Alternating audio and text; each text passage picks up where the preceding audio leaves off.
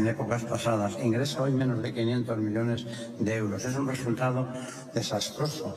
Y además, casualmente, es la única liga europea que, además de la española, está participada por el fondo CVC, operación que, por cierto, está siendo ahora mismo objeto de una investigación policial por presunta corrupción en Francia.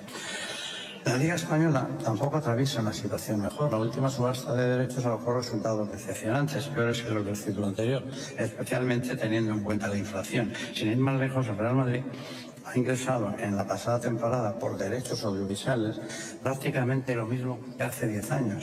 Los clubes españoles están en crisis y la operación con CVC no ha hecho más que deteriorar la situación. Y nosotros vamos a seguir trabajando por todo aquello que consideramos que es perjudicial para nuestro fútbol. Si las ligas nacionales tienen cada vez más dificultades, las competiciones europeas tampoco muestran un mejor panorama. El nuevo formato de la Champions ha demostrado, como vaticinábamos, que no es la solución a los problemas, y los datos son incontestables. En el plano deportivo impone un sistema injusto, sin partidos de ida y vuelta y con un grupo único de 36 equipos que nadie entiende. Y en el plano económico, como los operadores televisivos tienen muy claro que ha aumentado el número de partidos intrascendentes, el valor de cada partido ha bajado muy sensiblemente, casi un 30% por club y por partido. Dicho de otro modo, UEFA ha aumentado el número de partidos, pero cada partido vale mucho menos que antes. Y la competición solo despertará la pasión de los aficionados al final de la temporada y no desde su comienzo, como sería de esperar. Además, la sobrecarga del calendario en el fútbol actual está pasando factura en la salud de los jugadores, quienes se enfrentan a un calendario sin precedentes. Esta situación no solo afecta a su rendimiento, sino que está directamente relacionada con un aumento alarmante de lesiones. En nuestro caso, los jugadores del Real Madrid pueden llegar a jugar 82 partidos esta temporada. Hace 10 años, un jugador podía jugar hasta un máximo de 22 partidos organizados por UEFA y FIFA. Y este año serán 36 partidos, un 63% más. Dicho de otra manera, UEFA y FIFA han añadido 14 partidos suyos, lo que equivale a casi 2 meses de competición en condiciones normales. Y tenemos que decir al hilo de esto que solo en lo que llevamos de temporada, es decir, en tan solo 3 meses en el Real Madrid, hemos tenido 14 jugadores lesionados y un total de 22 lesiones. Y en nuestra liga se han producido en la actual temporada 9 roturas de cruzado, de las cuales 2 son jugadores de nuestro primer equipo. Te voy a dar unos datos que confirman lo preocupante de la situación. La temporada pasada también se produjeron 9 cruzados en nuestra primera división y hace 2 temporadas se produjeron 13. Como les he dicho, en lo que llevamos de esta temporada ya tenemos 9 de lamentar lesiones de cruzado. Solo en la última jornada de liga se han producido 3 cruzados: Militao, Franquesa del Leganés y Jacomás del Villarreal. Y en el Real Madrid, cuyos jugadores lo juegan todos al final de la temporada, hemos sufrido 7 cruzados en los últimos 15 meses. Según los médicos especialistas, las causas de las roturas de cruzado se producen fundamentalmente por la fatiga. La mayor carga de partidos con menor descanso entre partidos está demostrando que aumenta el riesgo de lesiones del cruzado. En los últimos 2 años, además, los partidos son más largos debido a más minutos de descuento. Los horarios de los partidos, cada vez más tardíos, dificultan la recuperación y el descanso necesario antes del siguiente compromiso, que normalmente son Champions y partidos de selecciones. Este año el calendario en el primer mes y medio de competición ha estado más cargado de partidos que nunca. A esto se le suma que ha habido competiciones internacionales de selecciones, Eurocopa, Copa América, etc. Es llamativo, por ejemplo, un jugador como Jude Bellingham cumpliera 21 años habiendo jugado 251 partidos. Y por poner una comparación a su edad, David Beckham solo había disputado 54 encuentros. Esta diferencia ilustra cómo los jugadores de hoy están sometidos a una presión física y mental desproporcionada sin el tiempo necesario para una adecuada recuperación entre partidos. La falta de descanso y recuperación aumenta el riesgo de lesiones graves, lo que afecta no solo a las carreras individuales de los futbolistas, sino también a la calidad del espectáculo que el fútbol puede ofrecer a los aficionados. FIFA ha ampliado significativamente las ventanas de selecciones y además ha creado un mundial de clubes que privará a los futbolistas de su imprescindible descanso anual en el verano. UEFA ha ampliado el número de partidos intrascendentes e innecesarios de los torneos europeos que organiza, despreciando la salud de los futbolistas, y también creó un nuevo torneo, la Liga de las Naciones. UEFA organizaba hace 10 años 488 partidos oficiales y ahora ha pasado a organizar 769, es decir, el 57% más. Y para mí, modo de entender, solo con un fin, que es ingresar más. El resultado es la decadencia del fútbol, con un calendario y unos formatos diseñados sin tener en cuenta los principales actores de este deporte, que son los futbolistas, los clubes y los aficionados.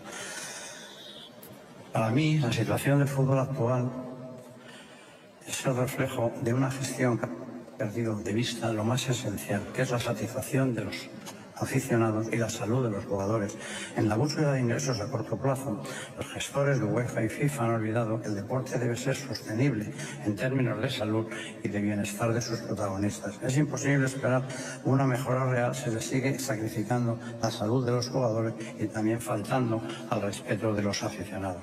Solo poniendo el foco en la calidad de las competiciones, en calendarios razonables y en el valor del espectáculo para los seguidores, se podrá recuperar la grandeza de nuestro querido deporte.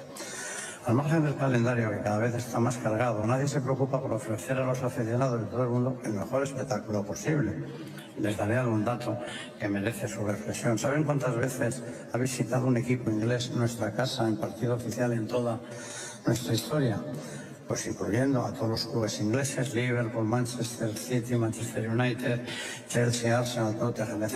Es decir, en 122 años, solo en 22 ocasiones hemos tenido el honor de recibir a un equipo inglés en competición europea. Les voy a dar algún dato más. Hemos jugado con equipos míticos como el Arsenal solo una vez en la historia. En las últimas 16 temporadas hemos jugado contra el Manchester United una sola vez en la Champions League. Si hablamos, por ejemplo, del tenis, en 20 años hemos disfrutado viendo a nuestro querido y admirado Rafa Nadal enfrentarse a Federer y a Djokovic en más de 100 ocasiones. Hoy es notorio que el fútbol está en el camino equivocado. Mientras los jugadores sufren por el calendario, también sufren los aficionados por el coste inadmisible que hay que asumir para poder el fútbol, en algunos casos, en muchos casos, en partidos menores. La piratería en el fútbol está a niveles sin precedentes y la estrategia de los gestores, en este caso de la Liga, consiste en demandar a los consumidores que no tienen medios económicos para ver el fútbol. Esta estrategia no funciona y así quedó demostrado en la industria del cine y de la música.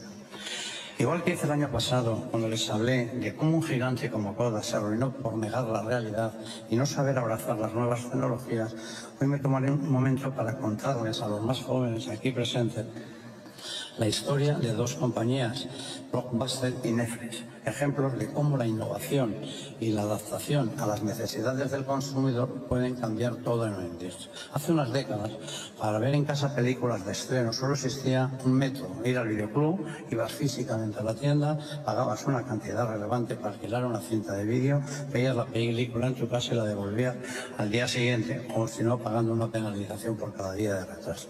Era un sistema que hoy parecería engorroso y claro, pero que en su momento era absolutamente normal y aceptado por la sociedad.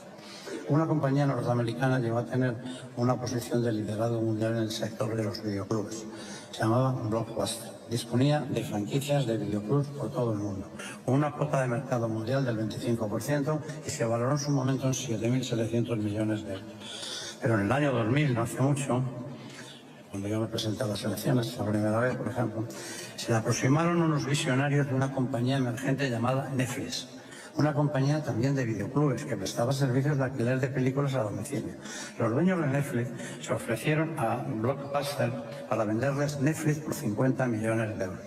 Pero Blockbuster, que podía haber comprado Netflix por 50 millones de euros, decidió no hacerlo porque pensaba que su modelo de negocio, que era alquilar cintas de vídeo, era el correcto y que además era eterno. Ante esta negativa, pues Netflix se centró en sacar partido a nuevas tecnologías, televisión por cable y vídeo bajo demanda. Y Blockbuster no supo adaptarse al nuevo mundo, no vio venir el fin de las cintas de vídeo. Pasaron de valer miles de millones de euros a quebrar y desaparecer. Mientras tanto, Netflix siguió su camino, el de la innovación, ofreciendo a los consumidores aquello que querían a muy bajo coste y triunfó. Hoy vale 368.000 millones de euros y ha democratizado el cine y las series en casa. Spotify ha hecho exactamente lo mismo en el sector de la música. Puso fin al negocio de la piratería ofreciendo la música de forma gratuita, algo impensable hace unas décadas. Nosotros no queremos entrar en la historia como Blockbuster, no queremos ese camino. Queremos abrazar la innovación y las nuevas tecnologías y ponerlas a disposición del único deporte que es realmente global. La propuesta de la Superliga para emitir el fútbol gratis a través de la plataforma Unify sí que es innovación y propone aplicar al fútbol lo que ya ha triunfado en la industria del cine, las series y la música. Y les digo más, hoy soy más optimista que nunca, porque como todos conocen, el pasado 21 de diciembre conseguíamos cambiar la historia del fútbol para siempre.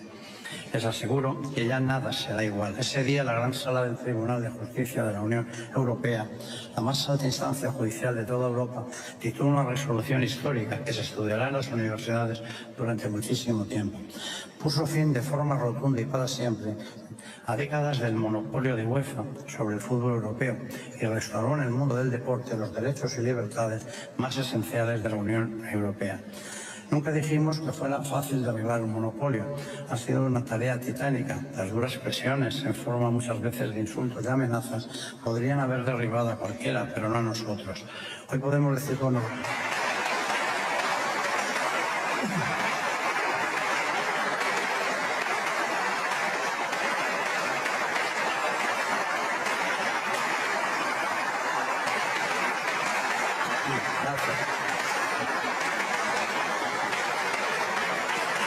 Hoy podemos decir con orgullo que del mismo modo que la visión de Santiago Bernabéu impulsó la creación de la Copa de Europa en el año 53, como todos saben, venciendo a la oposición, que eran la FIFA y la UEFA entonces, pues el Real Madrid, quiero decirles que ha vuelto a honrar su historia.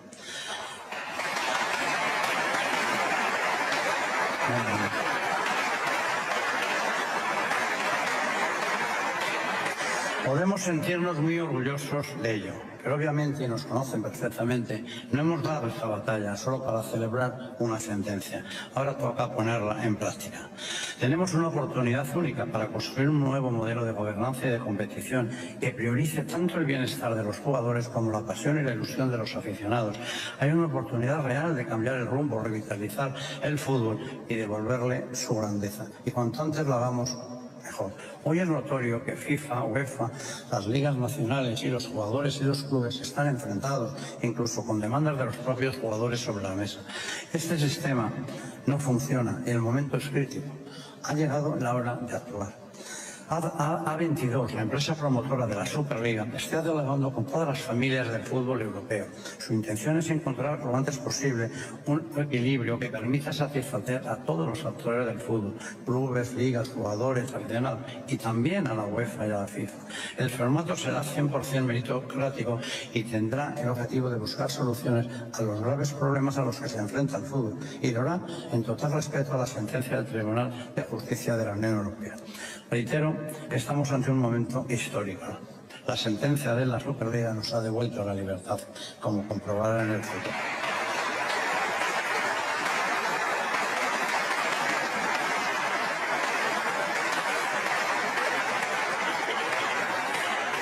Y ahora voy a hablar de la Liga. Tengo que decirles también que la situación en el fútbol español sigue siendo muy preocupante. Vamos a hablar de ello, del futuro en nuestro país. Sobre nuestra relación con los gestores de la Liga tenemos dos problemas fundamentales: la falta de transparencia y rigor en su gestión y sus continuos ataques a nuestro patrimonio. Sobre lo primero, lamentamos que la falta de transparencia en su gestión continúe siendo alarmante. Por ejemplo, nos sorprende que a estas alturas no sepamos, a pesar de nuestra insistencia y de nuestras múltiples peticiones, cómo justifica la Liga, por ejemplo, el dinero que distribuye a los medios de comunicación y a los clubes de manera bilateral.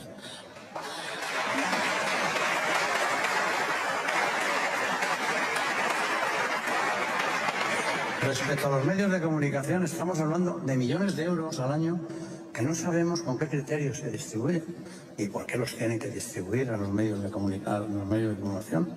Como la Liga no nos revela qué medios son los principales beneficiarios de estos pagos, nosotros pensamos que si no serán algunos de esos medios digitales que de forma recurrente atacan al Real Madrid. Y queremos que sí.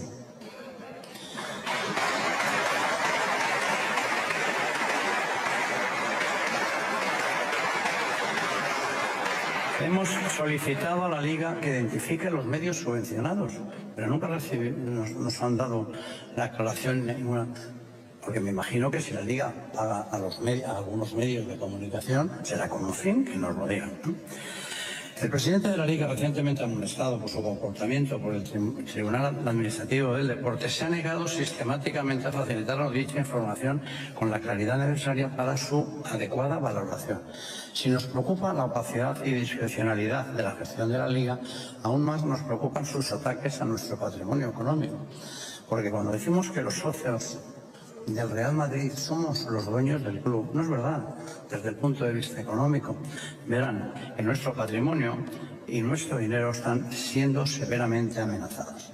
Todo empezó en la ley del 2015 que regula los derechos que la Liga puede comercializar en nombre de los clubes y lo limita exclusivamente a los derechos audiovisuales de los partidos en competición, nada más. Desde entonces, la Liga ha desplegado diversas estrategias para intentar hacerse con el control de los derechos que son propiedad individuales nuestras de cada club. Entre los episodios más destacados de esos intentos de expropiación, por orden cronológico, se encuentra la operación con el fondo CVC. Como recordarán, la Liga anunció en agosto del 21 que pretendían expropiarnos con CVC el 11% de nuestros ingresos audiovisuales de la Liga durante medio siglo, 50 años.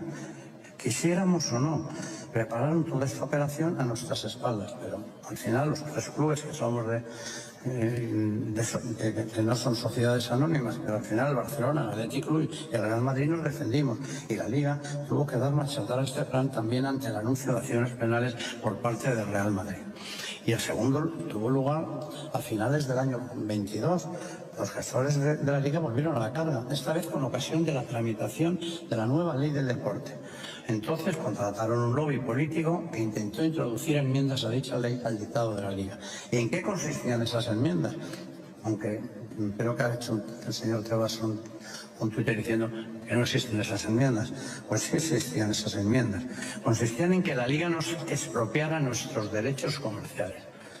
Para conseguir sus fines, elevaron las presiones a nuestros políticos a tal nivel que amenazaron con paralizar el fútbol. No sé si ustedes se acuerdan de llevarlo a la huelga. Una huelga patronal, algo realmente insólito y que por supuesto nunca se llevó a cabo.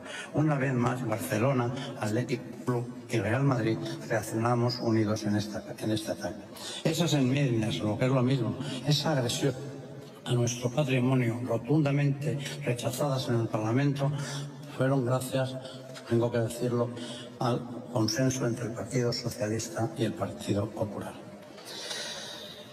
Esta semana, como he dicho antes, el presidente de la Liga se ha referido como la enmienda fantasma, dejando ver que era un invento del Real Madrid. Si hubieran prosperado esas enmiendas, hoy ni el Barcelona, ni el Madrid, ni el Athletic Club serían de sus socios, serían de sus acreedores. Si quieren, luego se lo explicaré. Pues invito al presidente de la Liga a que repase las comunidades sociales, no solo del Real Madrid, sino del Barcelona, de octubre del 22, o las declaraciones del presidente del Athletic Club. Todos ellos celebrando que no se produjera la expropiación de los derechos comerciales que pretendía la Liga. Gracias a este consenso de los principales partidos, las enmiendas no prosperaron y fuimos capaces de proteger los ingresos y el patrimonio de nuestro club. Pero quiero que sean conscientes de las amenazas a las que nos vemos expuestos y con toda seguridad lo van a seguir intentando. Y por todo esto lo reitero, como les dije en la última asamblea que acababa de pasar esto, estamos trabajando para defendernos de todo aquello que provoque un ataque a nuestro patrimonio económico, al patrimonio de todos nosotros como dueños del Madrid. Nuestro club debe tener una estructura organizativa que nos proteja como institución y que nos proteja también a todos como propietarios del Real Madrid. No tengan ninguna duda de que haremos todo lo que sea necesario para que este club siga siendo de sus socios, como lo ha sido en sus 122 años de historia. En definitiva, para que nadie pueda quitarnos nuestro patrimonio económico.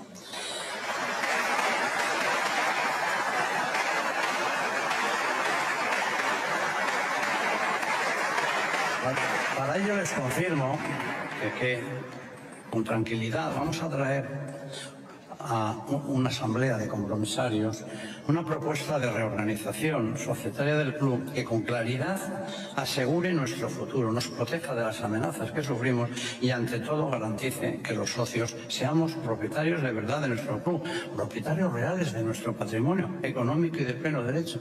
Porque ahora cuando decimos que los socios somos los propietarios del club, decimos de las Copas de Europa, de la imagen en el mundo, pero del dinero nosotros lo tenemos colectivamente y una ley quiso cambiar para que esos ingresos económicos comerciales pasasen a la Liga. Bueno, tengo que decir y agradecer a nuestros colegas del Barcelona y del Athletic Club y al Partido Popular y al Partido Socialista, si lo digo, porque aquí todos se pusieron en contra de esas enmiendas que el presidente de la Liga llama fantasmas y que solo tenían como objetivo quitarnos los ingresos económicos para pasarlos a la Liga. Entonces quiero decirle que yo voy a traer, digamos, un sistema organizativo, imagino que a lo mejor los otros compañeros de otros clubes lo harán también, ¿no? Para que nadie pueda, mediante una ley, decir que esto de ingresa a Madrid, a partir de mañana le ingresa a la Liga, saca la Liga. Entonces, yo les tendré informados, voy a convocar, como les he dicho, que vamos a traer aquí en una asamblea a explicarlo claramente. Eso lo van a entender perfectamente, ¿no? Si, por ejemplo, nosotros hemos pedido por Barcelona 1.100 millones para hacer el estadio, nosotros lo hacemos contando con los ingresos futuros. Pero si en el camino viene una ley que nos quita los ingresos comerciales para darlos a la Liga, ¿pero cómo pueden hacer eso? No podríamos pagarlo. Se lo quedarían los bancos ya, el Madrid y el Barcelona.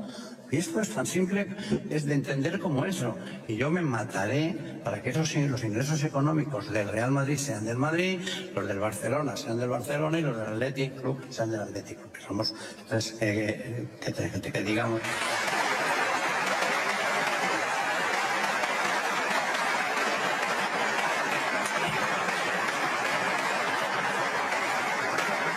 Bueno, pues nuestro club, como digo, debe tener una estructura que nos proteja de esto, ¿no? No tengan ninguna duda que haremos todo lo que sea necesario para que este club siga siendo de sus socios, como ha sido en nuestros 122 años de historia. En definitiva, para que nadie pueda quitarnos nuestro patrimonio económico. Tengo que decir, y yo agradecer, sé que en la política ahora todo es muy complicado, pero el Partido Socialista y el Partido Popular nos ayudaron para que esta enmienda no pasara adelante. Esa es la verdad. Y le tengo que dar las gracias a los dos partidos más importantes, que no es normal que lleguen a acuerdos fácil, ¿no? Pues aquí llegaron a un acuerdo que esto era, digamos, una expropiación. Era robarnos nuestro patrimonio. Por ello yo les confirmo que vamos a traer una propuesta de reorganización con claridad, que nos proteja y la debatiremos, pero indudablemente haremos todo lo que sea posible, lo terminaremos, como yo digo, en un referéndum y seremos los socios los que digamos si queremos estar de una manera o queremos estar de otra. No tengo duda que todos van a querer que el patrimonio siga siendo nuestro. Y luego...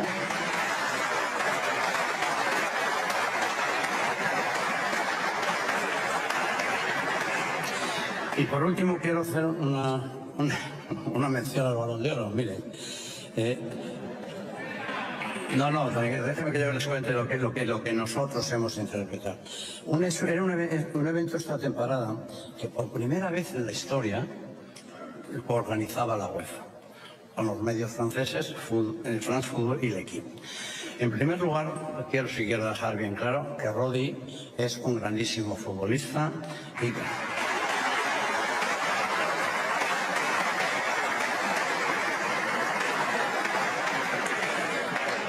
y que además es de Madrid es madrileño, ¿no? Y me gustaría, de todas formas, y tiene todo nuestro cariño, eso sin ninguna duda, no tiene nada que ver este caso, pero me voy a decir lo que ha pasado. Y voy a leer el editorial de un prestigioso medio de comunicación internacional como es Tuttosport, del día 29 de octubre. Un editorial que coincide en línea de numerosos periodistas españoles y extranjeros. Y lo cito literalmente. Dice, el Balón de Oro a Rodri no es un escándalo. Dice, pero es erróneo e injusto. Rodri es un fenómeno y merece un Balón de Oro, pero no este Balón de Oro. Este concedido en el año 2024 debía haber ido para un jugador del Madrid. En cambio se lo han dado a Rodri. ¿Pero por qué dárselo este año a Rodri? En el año pasado el City ganó el triplete y Rodri marcó el gol decisivo en la final de Estambul y ni siquiera acabó en el podio.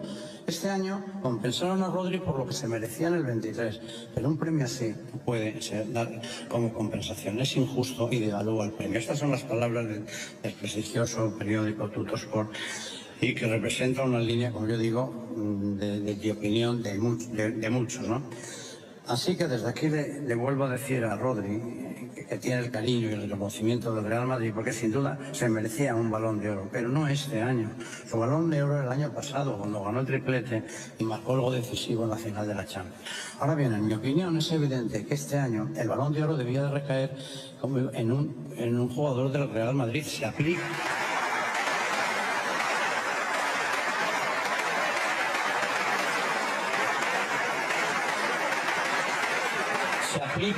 Se aplique el criterio que se aplique.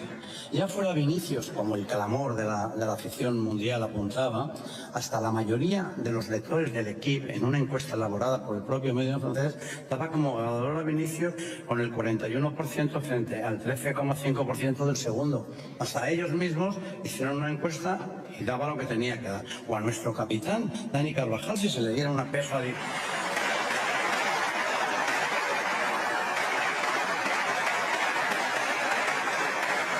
O si se le diera un peso adicional relevante por la consecución de la Eurocopa por parte de España, o incluso a Jude Bellingham, que llegó también a la final en la Copa Europa, hizo una temporada espectacular, ¿no?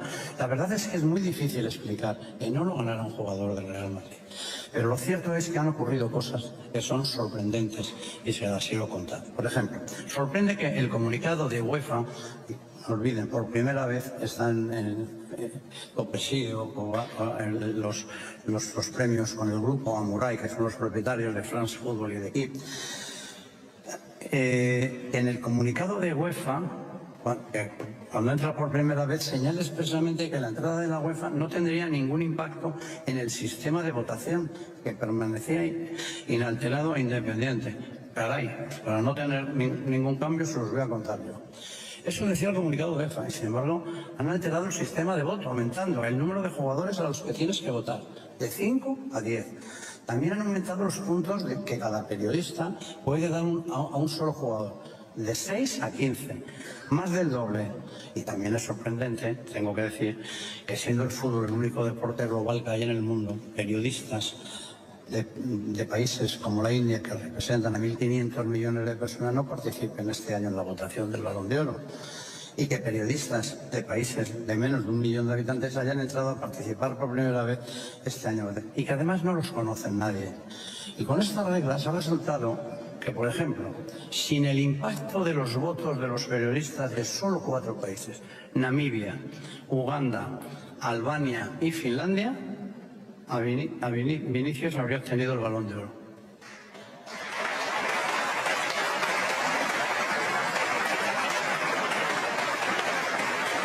Pero de estos 4 países, algunos ni siquiera incluyen a Vinicius entre los 10 mejores. O sea, no le dan ni un punto. Mire, de verdad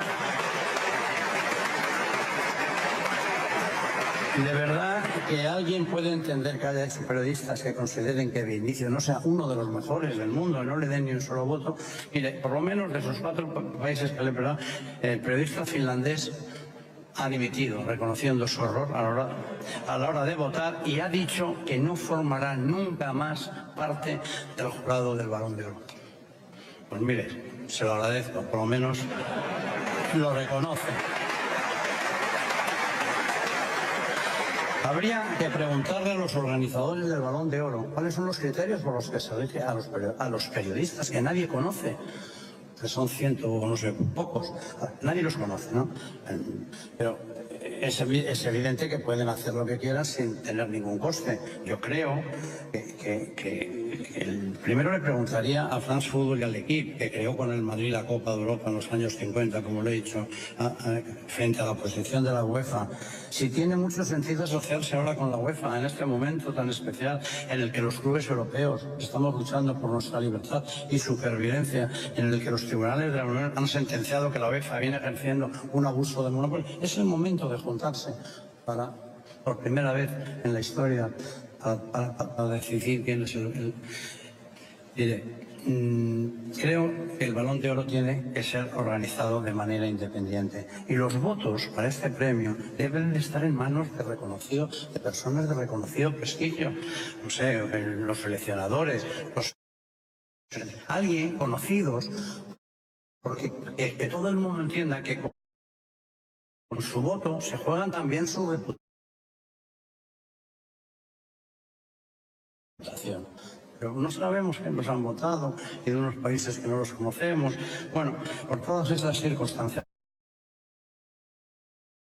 para ya terminar, el Real Madrid consideró oportuno no acudir a esta edición de la gala del Balón de Oro. Queridos socios, y acabo. Ahí estaremos siempre afrontando con valentía todos los retos y desafíos. Somos el Real Madrid y no nos vamos a rendir nunca. Así hemos construido juntos la mayor leyenda del fútbol mundial.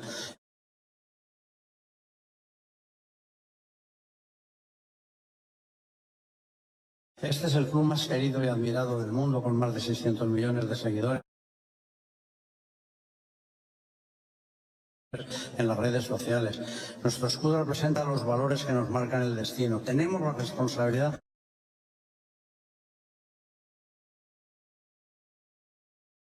de seguir transmitiendo lo que un día aprendimos de nuestros mayores y de las grandes figuras, que son nuestros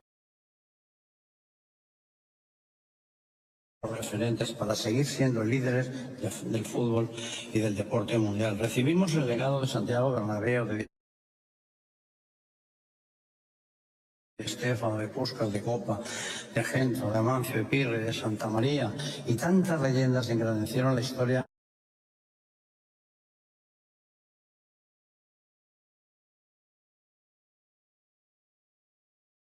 de la institución deportiva más prestigiosa del mundo.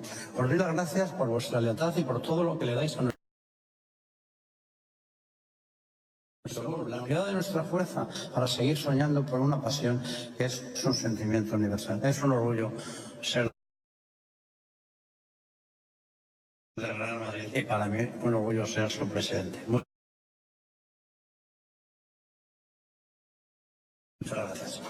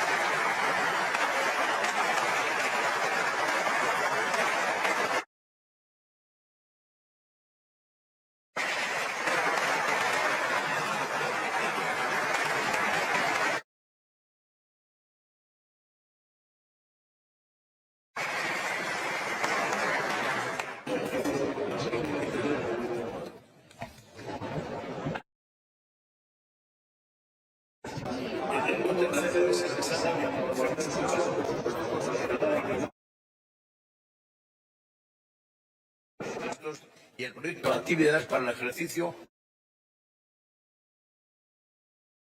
2024-2025. Y el punto cuarto es la propuesta de cuotas sociales para la temporada 25-26. A continuación tiene la palabra don Pedro López Jiménez, que expondrá los puntos segundo y tercero relativos a las cuentas de este ejercicio y al presupuesto del ejercicio que viene.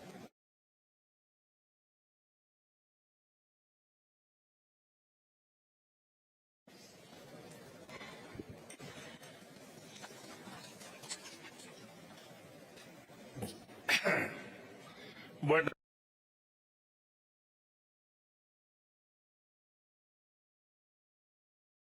días, queridos compromisarios y amigos.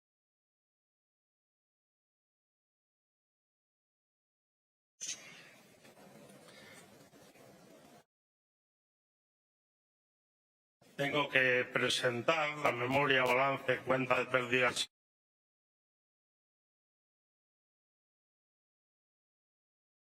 y ganancias y liquidación del presupuesto del ejercicio 23-24.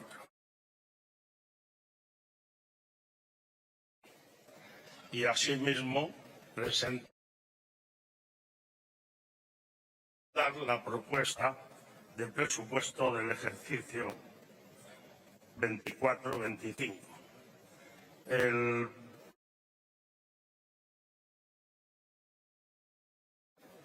La memoria, el balance y la cuenta de pérdidas y ganancias están auditadas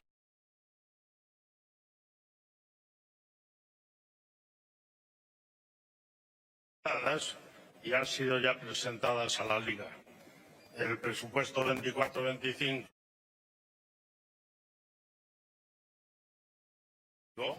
se enviará a la Liga si es aprobado por esta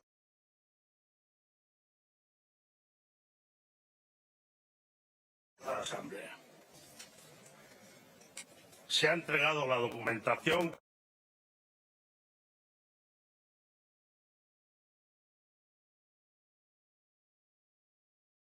que recoge toda la información económica, así que solo voy a presentar aspectos relevantes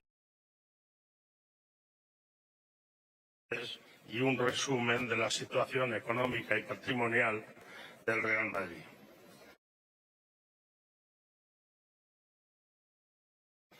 En los datos que voy a presentar se excluyen el efecto de la inversión de remodelación del estadio, cuyos datos los presentaré por separado al final. Y como información previa,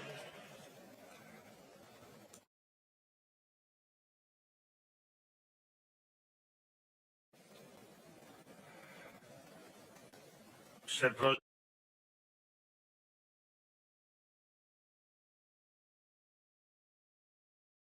proyecta un cuadro de contexto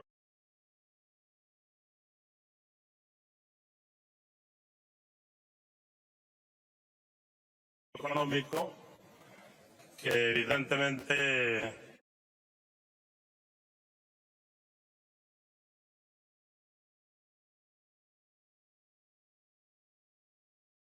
refleja un panorama desolador en el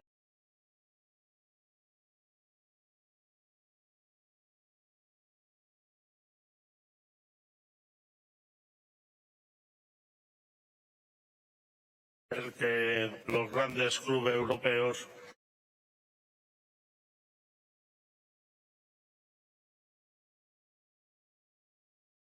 han perdido cantidades muy significativas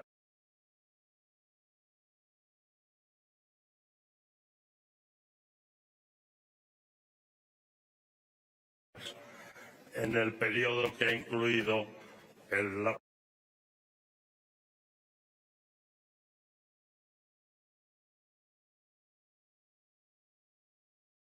pandemia del COVID.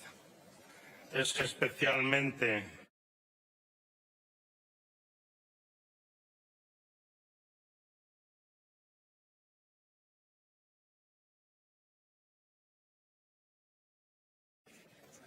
significativo el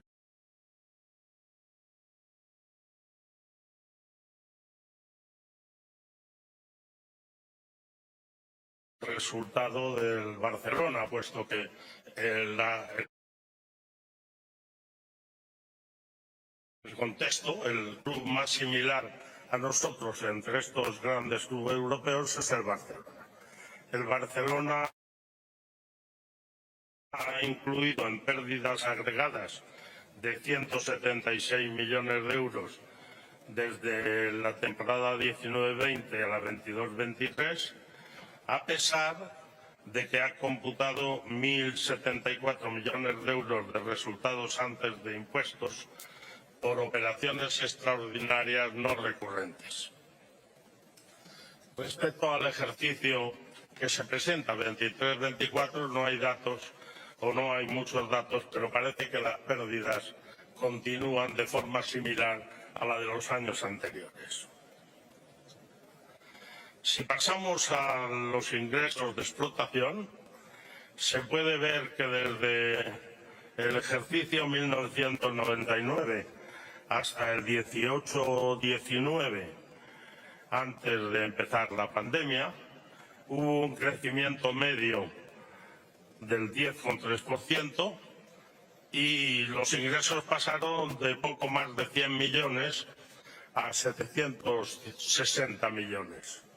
Se ve como hay un plató en los años de la pandemia y después, en los últimos 2 años, los ingresos crecen y en el ejercicio anterior, por primera vez, el Real Madrid es el primer club de fútbol que sobrepasa los 1.000 millones de ingresos.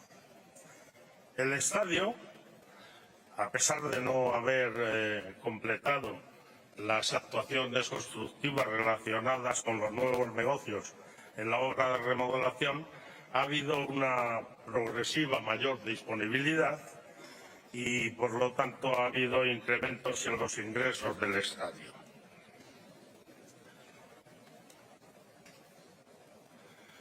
En competiciones internacionales ha habido un aumento de ingresos por la obtención de la Liga de Campeones. La contribución de los socios, tanto por la cuota como por los abonos, representa en 2023-24 un 5,6% de la cifra total de ingresos. El año anterior fue del 6,1%. En el año 2000 representaba todavía el 16,5%, pasó al 9,7% en 2009 y antes del COVID, en la temporada 18-19, era del 7,2%.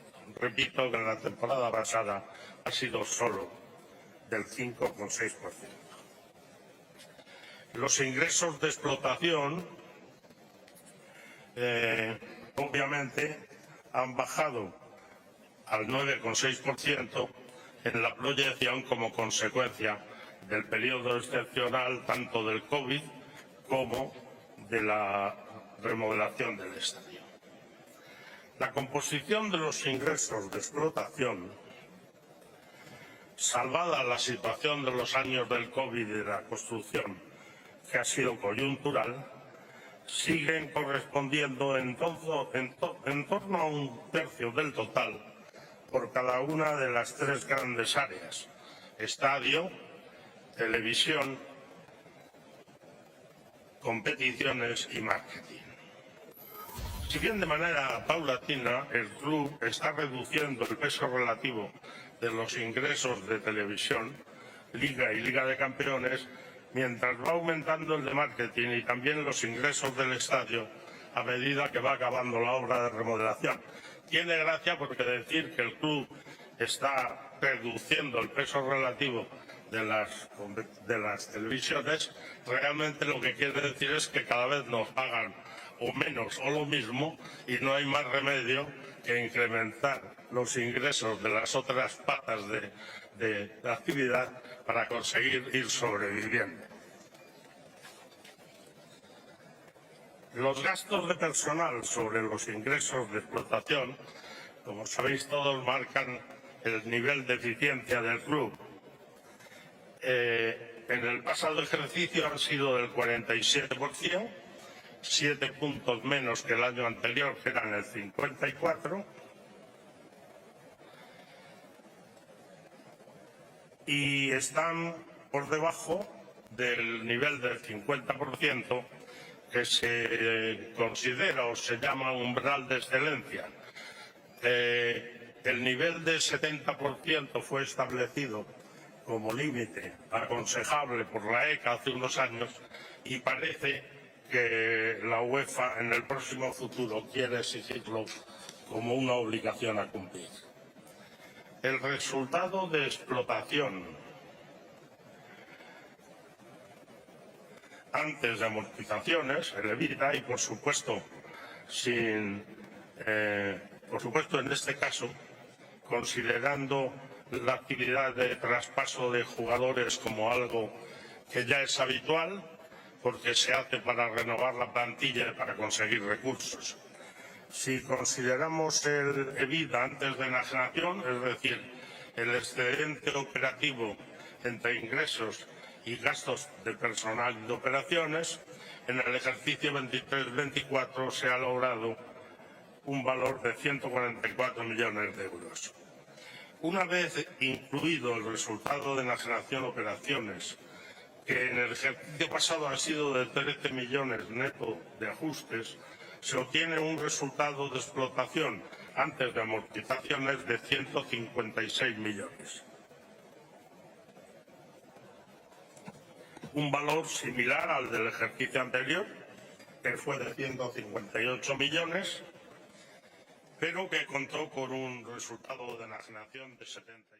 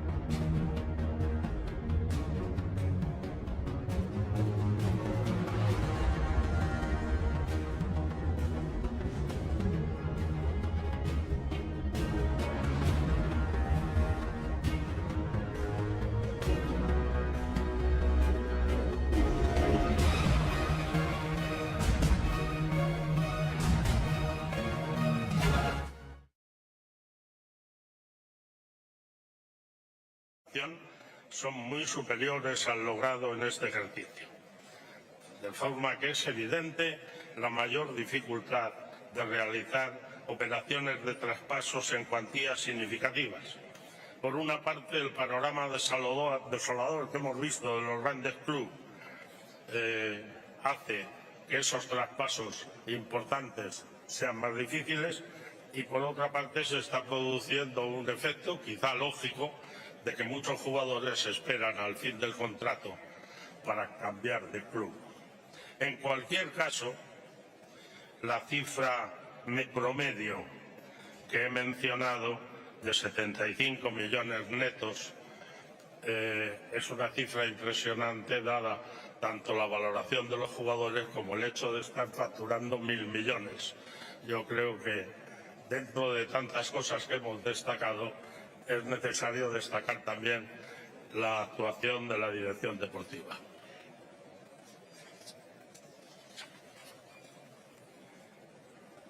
En los 5 años, desde el 19-20, hemos logrado un EBITDA medio de 175 millones. En estos años ha habido que superar el COVID y las limitaciones de las obras del estadio. De forma que yo diría que la buena gestión ha sido especialmente brillante en este periodo de 5 años.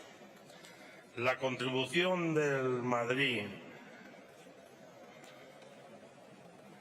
a los ingresos fiscales de Hacienda y Seguridad Social, como se puede ver en el cuadro, ha tenido una aportación total de 277 millones, es decir, 20 euros de cada 100 ingresados, y por otra parte el saldo de IVA ha resultado a favor del Estado en 60 millones. Muchas veces dan ganas de decir que si uno tuviera un socio que le tratara como tratamos nosotros a los organismos públicos, esperaría mejor tratamiento por parte del socio. Y por supuesto, el Madrid sigue completamente al corriente de pago y sin problemas financieros. Las inversiones, excluido el proyecto de remodelación del estadio, han sido de 267 millones en la temporada pasada. 10 millones en desarrollo de mejora de instalaciones y plataforma tecnológica, 2 millones en recompra de derechos financieros, 16 millones en el aparcamiento del Paseo de la Castellana y 239 millones correspondiendo a personal deportivo, tanto el coste de adquisición y renovación de jugadores como los pagos derivados de anteriores traspasos que han tenido pagos diferidos. Los ingresos obtenidos por traspasos solo han ascendido a 28 millones. La tesorería, el saldo de tesorería a 30 de junio del 24 es de 82 millones frente a los 128 a 30 de junio. La tesorería ha disminuido en esa cantidad debido al amortizar parte del capital de préstamos del ICO que se consiguieron durante la crisis del COVID y por el primer pago para empezar a amortizar el capital del préstamo de remodelación del estadio. El patrimonio neto alcanza los 574 millones. Ahí se puede ver cómo desde el año 99 hasta el año 18-19 pasamos de 30 a 533 millones y durante unos años estuvimos estuvimos planos 33, 34, 46, 58, 74.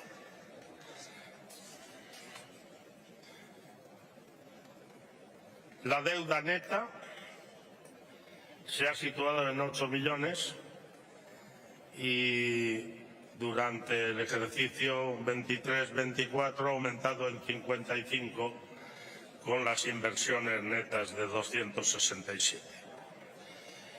Observando la evolución de la deuda neta, se ve que desde junio de 2009 ha habido un esfuerzo sostenido de reducción y que ese esfuerzo fue intensificado a partir del COVID-19 en 2020, en el que con esos problemas la deuda neta del club ascendió hasta 241 millones. Desde ese valor de la deuda hasta llegar a 8, el club ha logrado compensar la deuda a pesar de una pérdida de ingresos durante la pandemia y por el efecto de la remodelación del orden de 400 millones de euros.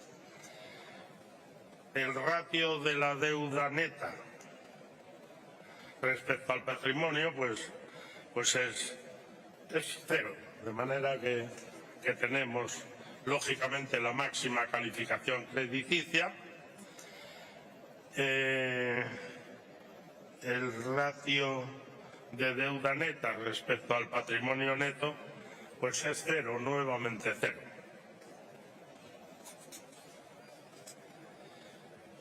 Una vez analizada la evolución de las magnitudes de gestión económico-financiera, paso a presentar la cuenta de resultados de liquidación del presupuesto del ejercicio 23, la cuenta de resultados del presupuesto, la estimación para el 24-25. Estos puntos serán sometidos después también a votación.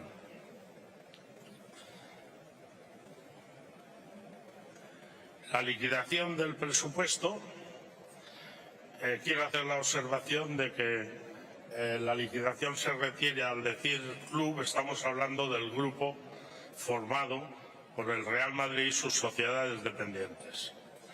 En la temporada 23-24 el club ha logrado todos los títulos que han sido expuestos tanto en nuestro vídeo como en el discurso del presidente. Estos logros deportivos no estaban presupuestados y, por una parte, han representado un incremento de gastos operativos al haber tenido más partidos y, por otra parte, una partida muy importante de primas a los jugadores por la consecución de esos éxitos. El proyecto de remodelación del estadio ha seguido completándose paulatinamente en la parte de nuevos negocios y prácticamente terminado en temas estructurales. El avance continuo de las obras ha permitido un progresivo aumento de los ingresos del estadio, pero hasta el ejercicio próximo no estarán prácticamente en plena explotación. En cualquier caso, la cifra de ingresos de explotación obtenida es de 1.073 millones de euros. No hay más remedio que repetir que hemos pasado por primera vez los 1.000 millones y que ha sido el primer club de fútbol que lo consigue. La cifra de ingresos ha sido 14% superior a lo presupuestado. Los incrementos han sido en competiciones y también en marketing. En el estadio se ha conseguido prácticamente la cifra de ingresos, compensando menores ingresos previstos en nuevos negocios con mayores ingresos por comercialización de un nuevo producto y por la mejor clasificación deportiva. Los gastos de personal, aprovisionamiento y operaciones han sido de 911 millones de euros, 8% superiores a lo presupuestado. Los de aprovisionamiento han sido un 45% superiores a lo presupuestado por mayor volumen de merchandising. Los de personal han sido un 10% superiores debido a las primas, tanto en fútbol como en baloncesto. Y los de operaciones han sido similares a los presupuestados. Se han dotado provisiones de 18 millones de euros y con las cifras anteriores el resultado de explotación EBITDA antes de enajenación es de 143 millones de euros, 47 millones de euros superior a lo presupuestado. El beneficio por traspaso de jugadores de 28 millones de euros es 60 millones inferior a lo presupuestado y corresponde prácticamente en su totalidad a traspasos de jugadores de cantera y a variables devengadas relacionadas con traspaso de jugadores de primer equipo en temporadas anteriores. Por otro lado, se han asumido costes de 15 millones de euros por bajas de jugadores y provisión de deterioro de inmovilizado. En conjunto, el resultado de enajenación y bajas de inmovilizado ha sido 74 millones inferior a lo presupuestado. El resultado de explotación antes de amortizaciones, EBITDA, es de 156 millones, ligeramente inferior en 30 millones a lo presupuestado, y la cifra de amortizaciones ha sido 9,9 millones inferior a lo presupuestado, al encontrarse por haber sido inferior a lo previsto. Por la misma razón, el gasto financiero neto de 1,9 millones ha sido 26,8 millones menor al presupuestado. Con todo ello, se obtiene un beneficio de 20 millones de euros antes de impuestos, 9,5 millones de euros superior a lo presupuestado. Se ha producido un gasto por impuestos de sociedades de 4,3 millones de euros, similar al presupuestado, a pesar de que el resultado contable es superior debido a la aplicación de mayores deducciones. La liquidación presupuestaria del ejercicio 23-24, que se someterá a aprobación, presenta un beneficio después de impuestos de 15,6 millones de euros, 9 millones de euros superior a lo presupuestado. De este modo, en medio de las pérdidas generalizadas acumuladas en el periodo 19-20 a 22-23 por la gran mayoría de los clubes más relevantes europeos, que persisten también en el ejercicio 23-24, nuestro club cierra en beneficios todos los ejercicios del periodo 19-20 a 23-24, superando el impacto del COVID y las limitaciones por las obras de remodelación del estadio. Los resultados positivos logrados en todos y cada uno de los últimos 23 años han permitido acumular un patrimonio neto de 574 millones a 30 de junio de 2024. Paso a la propuesta de presupuesto del ejercicio 24-25. Para este ejercicio próximo, 24-25, se presupuestan ingresos de 1.127,9 millones de euros, con un aumento de 55 millones, 5% respecto al ejercicio pasado. El crecimiento de ingresos esperado en el estadio representa un 14% de incremento y en el marketing representa el 8%. En el estadio se prevé aumentar significativamente los ingresos del área VIP en un 32% y del Museo Tour Real Madrid Experience en un 84%. También se prevé aumentar los ingresos de eventos comerciales y de restauración. En cuanto a los conciertos, solo se ha presupuestado los realizados hasta la fecha. En marketing se prevén aumentar los ingresos de patrocinio en un 22% y los de merchandising ligados al contrato con Adidas en un 9%. En competiciones, la disminución presupuestada se debe fundamentalmente a que, como habitualmente, solo se presupuesta alcanzar cuartos de final en la Liga de Campeones. Así que, como siempre, habrá que decir que probablemente, y seguro que deseándolo, no alcanzaremos el volumen, superaremos ese volumen de ingresos. No se ha presupuestado ningún ingreso por el nuevo Mundial de Fútbol porque no existe una definición detallada de en qué forma puede celebrarse. En televisión se prevé disminuir los ingresos un 5%, pero fundamentalmente se debe a una reclasificación contable derivada de un cambio de criterio de reparto de la UEFA en el nuevo formato.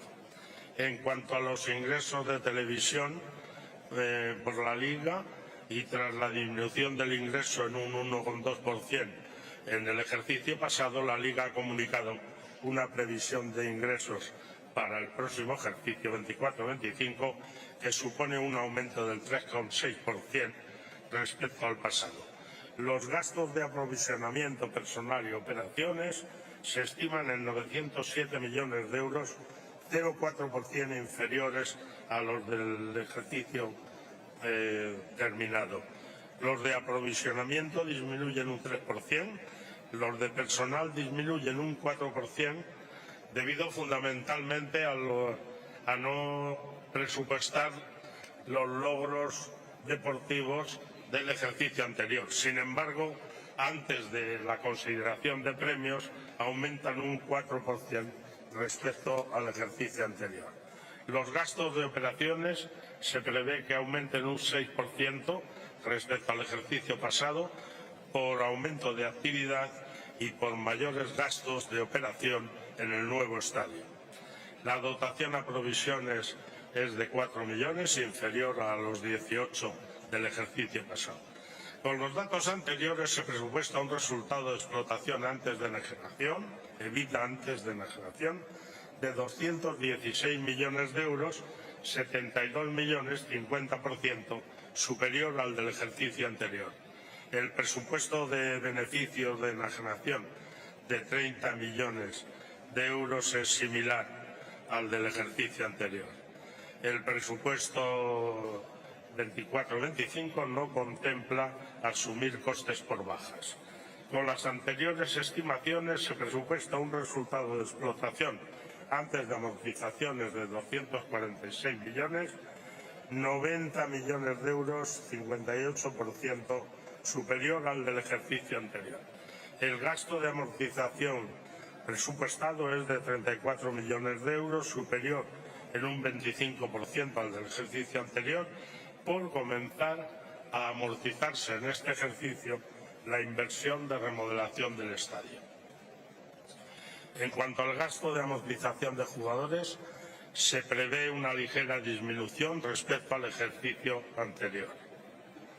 Se estima un incremento del gasto financiero neto hasta 48 a 49 millones de euros al dejar de capitalizar los intereses correspondientes a la remodelación del estadio. Por su parte, los ingresos financieros disminuyen 9,2 millones de euros. Con todo ello, se presupuesta un beneficio de 28,4 millones de euros antes de impuestos, 8,5 millones de euros superior, un 43% a los del ejercicio anterior.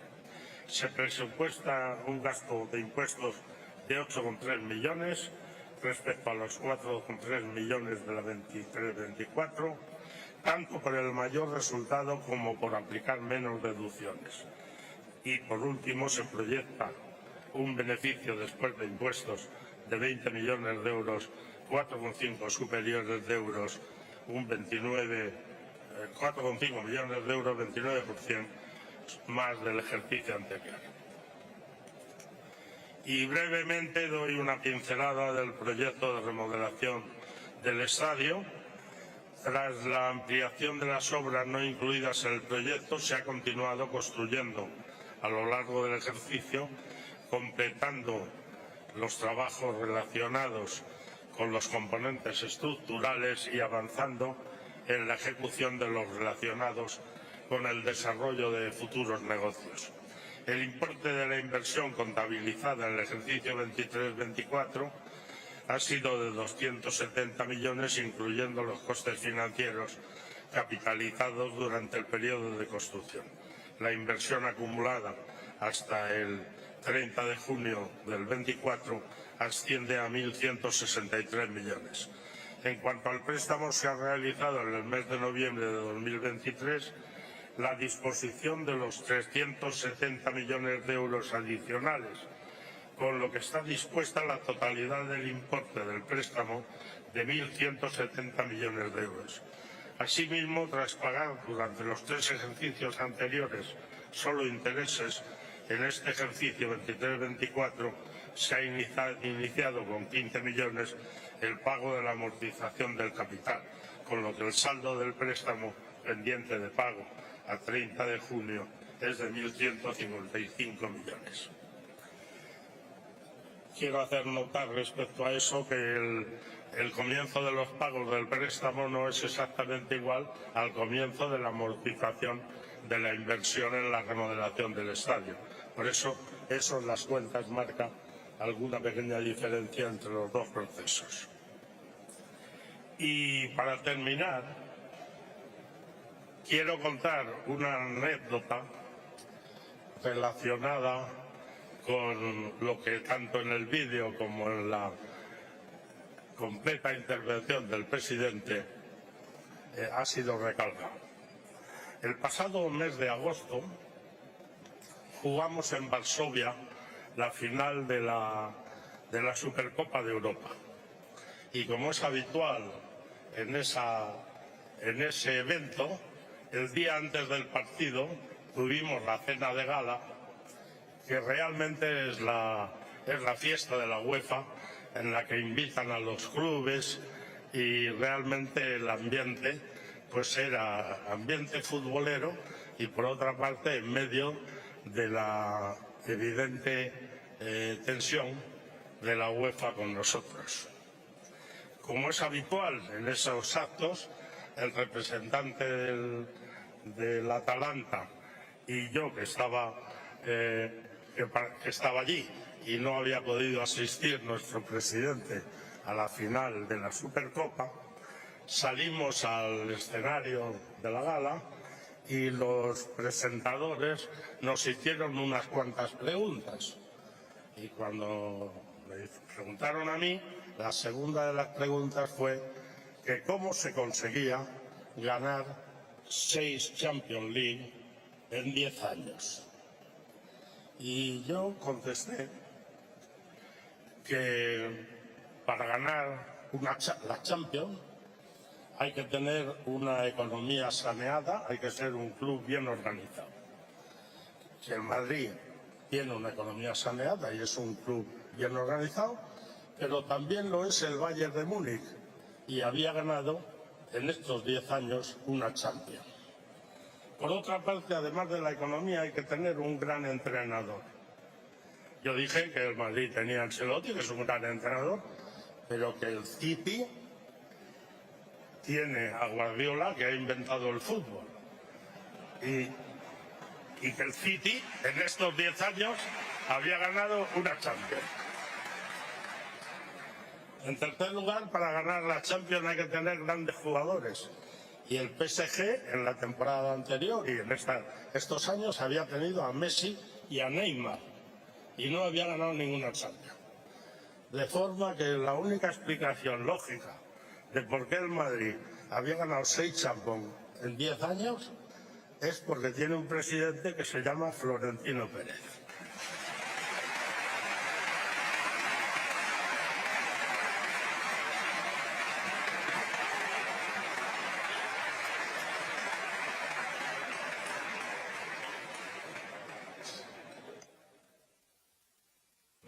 Ahora, tras la amena y detallada intervención del vicepresidente sobre el tema tan arduo como las cuentas y el presupuesto de este año y el presupuesto del que viene, vas a exponer el punto 4 del orden del día de esta Asamblea General, que es establecer para la temporada 25-26, es decir, para el periodo comprendido entre el 1 de julio de 2025 y el 30 de junio de 2026, las siguientes cuotas que se incrementarán con el IVA correspondiente. Menores de 11 años, exento. De 11 a 14 años, 50,83 euros. Cuota reducida, 74,20 euros. Y adulto normal, 148 euros con 52 céntimos. Los socios de 50 años de antigüedad estarán exentos. Una vez expuestos estos 4 puntos del orden del día, se procederá a abrir un turno de intervenciones a los socios compromisarios que se hayan inscrito. Me informan que se han inscrito 4 socios. Rogamos a los mismos que se atengan al contenido de estos puntos, segundo, tercero y cuarto del orden del día, cuentas, presupuesto y cuotas, y les rogamos la mayor brevedad posible en las intervenciones, de tal manera que si un tema ya se ha expuesto, o bien las reiteraciones. Recuerdo a los socios representantes de la lista de intervenciones que deben identificarse primero con su nombre y con su número de socios. Terminado ese turno, le responderá el presidente o quien él designe. Por favor, los socios inscritos.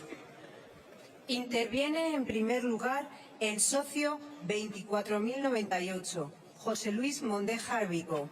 Se prepara, por favor, el socio 51.228, Ramón Álvarez de Mon Montoliu.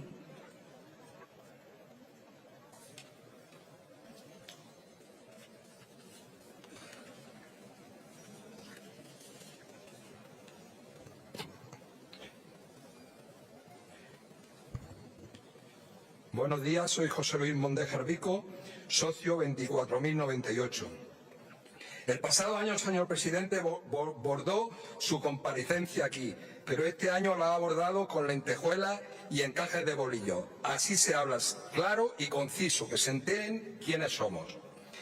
En primer lugar, mi más sincera enhorabuena a usted, señor presidente, y a toda la Junta Directiva por la labor sin precedentes que están realizando en nuestro club, en todos los niveles. Orgullo del mundo entero. También quiero hacerla extensiva a la señorita Larisa, encargada de socios compromisarios, por su respeto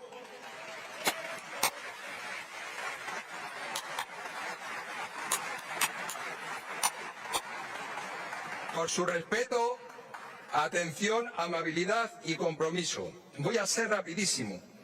No es preocupación estando usted por medio, señor presidente, pero sí con curiosidad. Me refiero solo al tema económico, no judicial. ¿Cómo se podría mitigar el tema de ingresos al club si nos prohíben eventos en el estadio por el asunto ruido? Usted ha dicho el 1% de los conciertos, pero ¿y los demás eventos? ¿Se podrían hacer? También me gustaría saber lo mismo en el tema aparcamientos. ¿Pediríamos daños y perjuicios al ayuntamiento? ¿Podríamos querellarnos con los vecinos por difamar todas las mentiras que vierten sobre nuestro club que tanto daño nos están haciendo? Y finalizo pidiendo lo que casi todo el madridismo anhela, romper relaciones institucionales a todos los niveles con el Barcelona por las mentiras, desplantes y difamación constante a nuestro club. Solo 3 ejemplos, como a usted le gusta, que podrían ser 20. Febrero de 2024, el presidente de ese club dice que adulteramos la competición con los árbitros, por los vídeos tan reales y verídicos de nuestro canal Real Madrid. El madridismo y yo a la cabeza decimos sigan emitiendo esos vídeos, que se entere el mundo entero de la poca profesionalidad de algunos árbitros, no de todos. Aprovecho para felicitar a todos los componentes de Real Madrid Televisión. Mayo 2024, otra de este señor, campaña orquestada contra ellos para tapar nuestros problemas y aprovecharnos. Increíble. Mes pasado, reunión en Barcelona. Desplante a nuestro querido y respetado don Emilio Butragueño. Ni por cortesía le saludaron. Y por último, el cara dura de Freixas pide lo que queremos todo el madridismo, romper relaciones, porque somos los únicos personados en la causa para tapar la cortina de humo. Señor presidente, al madridismo le gustó mucho el traslado al señor juez en octubre de las declaraciones de este pájaro. Llega hasta el final con la presunta corrupción descubierta y si es así, exigirle con todo rigor que devuelvan todo lo que en esa fecha no ganaron en el terreno de juego. Y un mensaje que comparte todo el madridismo contra la UEFA, y usted lo ha aclarado. El club más grande del mundo no va donde no le respetan. Vinicius, Balón de Oro. ¡A la Madrid y nada más!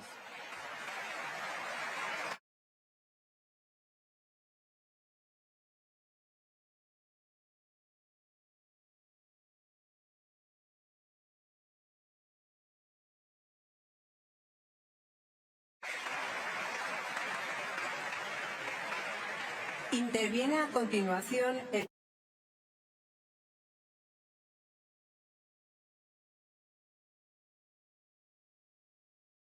socio 51.228, Ramón Álvarez.